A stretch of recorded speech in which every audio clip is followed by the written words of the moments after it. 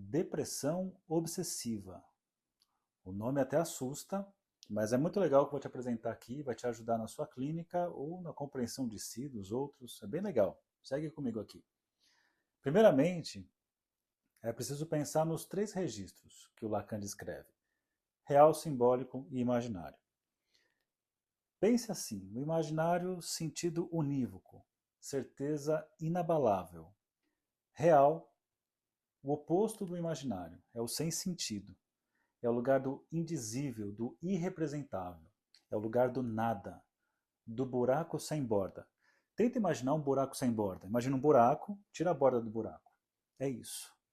Irrepresentável.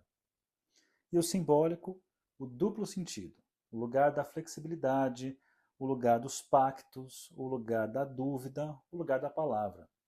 Palavra sempre tem dúvida. Eu falo uma coisa, você pode entender num sentido, ou em outro, ou em tantos outros. Então o que eu tenho?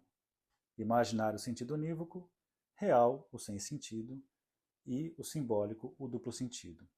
Agora nós vamos articular os três registros: real, simbólico e imaginário.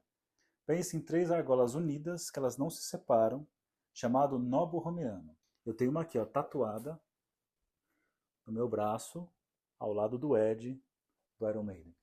Em tese, o melhor dos mundos seria que esses três registros estivessem equilibrados. Você tem lá suas certezas na vida, se depara com uma falha nessa certeza, uma surpresa, e aí você consegue de alguma forma costurar um plano B, um plano C, variedades para lidar com uma coisa que você tinha certeza e deixou de ter. Tipo um adolescente matando os pais da infância, em que ele se depara ali com o pai, com a mãe, como pessoas humanas demais, demasiado humanos. Aquele pai como qualquer outro homem, aquela mãe como qualquer outra mulher. E é uma certa decepção nisso, o real invade, o real dos pais se revela. E aí vem o simbólico para realocar esses pais, recontar a história desses pais, de si mesmo, a própria história, de presente, de futuro. Mas na vida real não é tão bonitinho assim esse equilíbrio. Aí nós temos o seguinte: quando o imaginário ele derrama ou invade o simbólico, nós temos a inibição. Quando o simbólico invade ou derrama o real, nós temos o sintoma. E quando o real invade o imaginário, nós temos a angústia. Tá, mas qual a relação de tudo isso com a depressão obsessiva que eu abri o vídeo falando?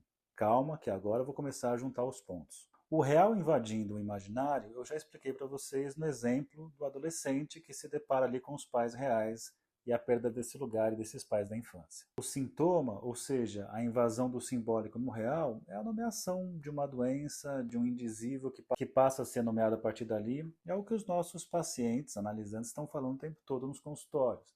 Eles estão tentando falar com a palavra de uma coisa que não tem nome, que está no corpo, que está no pensamento, enfim. E aí temos o que interessa para esse vídeo aqui: quando o imaginário invade ou derrama sobre o simbólico. E aí eu tenho a inibição, a depressão obsessiva. Eu posso pensar justamente nessa posição. Essa inibição é o resultado do embaraço, guarda essa palavra, do sujeito, com um sentido particular que mantém ele amarrado naquilo. Porque pense bem, o simbólico ele tem muitos sentidos. Mas quando o imaginário invade o simbólico, ele não possibilita os vários sentidos. O sujeito fica amarrado naquele sentido e ele fica embaraçado, envergonhado de estar fixado naquele sentido. O sujeito fica preso numa palavra, numa sentença e não consegue sair dali. E lembrando, a questão neurótica é sempre o outro. Assim como a questão perversa é sempre o gozo e assim como a questão psicótica é sempre o corpo. O que importa é o neurótico, o que fala o neurótico o tempo todo nas suas sessões. O outro, o outro, o outro.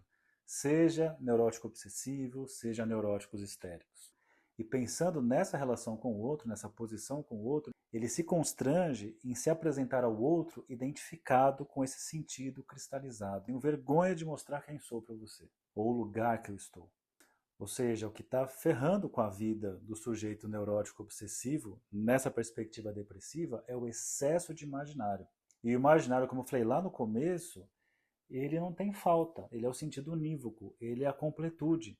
E como não tem falta nele, ele está tomado pelo imaginário, ele evita a falta a todo custo. E justamente evitar essa falta, que implicaria se colocar em risco, é justamente isso que é a depressão obsessiva. Não se colocar em risco para não ter a falta.